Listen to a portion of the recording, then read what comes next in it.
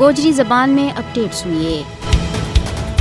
سرزمین کشمیر کا فرزند وکیل اور انسانی حقوق کو علمبردار جلیل احمد اندرابی کو 27واں یوم شہادت اس عزم کی تجدید کے نام منایا جا رہی ہے کہ مقبوضہ جموں کشمیر پر بھارت کا غاصبانہ، ناجائز، غیر قانونی اور غیر اخلاقی قبضہ کا خاتمہ تک جدوجہد جاری رکھی جائے گی۔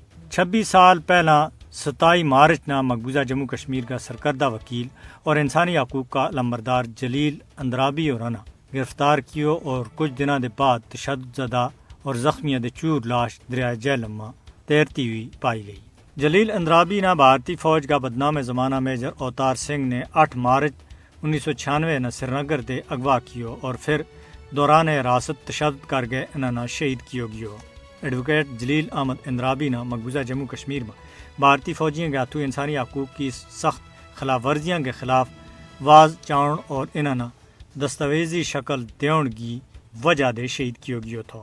اپنی شہادت تے پہلے تک جلیل اندرابی مقبوضہ جموں کشمیر میں بھارتی فوجیاں کا طرف تے کیا جاؤن والا جرائم کے خلاف مضبوط آواز بن گئے کھڑا رہا۔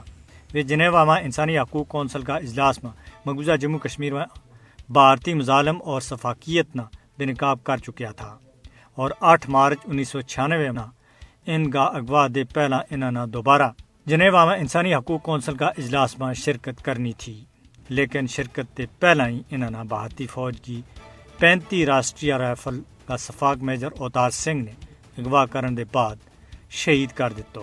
میجر اوتار سنگھ نے انصاف کا کٹہرا میں کھڑا کرنے کے بجائے کینیڈا نسایو گیو، جیتو وہ پھر امریکہ نس گیا تھا، اور پھر 9 جون 2012 میں میجر اوتار سنگھ نے خودکشی کر کے اپنی زندگی کو خاتمہ اپنا ہاتھاں دے کر دیتا تھا، جس تے خدائی انصاف سامنے آ گیو یا جس نہ خدائی انصاف کیا جا سکے۔ شہید جلیل اندرابی کا اہل خانہ 26 سال گزرن دے بعد بھی انصاف تے محروم ہے۔ جلیل احمد اندرابی نے مقبوضہ جموں کشمیر پر بھارت کا غاصبانہ قبضہ کا خاتمہ کے واسطے اپنی جان قربان کی۔ جلیل اندرابی اور دوجا لکھاں کشمیریوں کی شہادت کشمیریوں کی یاداں میں آج بھی تازہ ہے۔ کشمیری عوام جلیل اندرابی جیسا شہداء کی قربانیاں نہ کسی بھی صورت میں بھلا نہیں سکتا۔ جلیل احمد اندرابی نہ عالمی سطح پر شہید انصاف کو لقب بھی ملیو تھو۔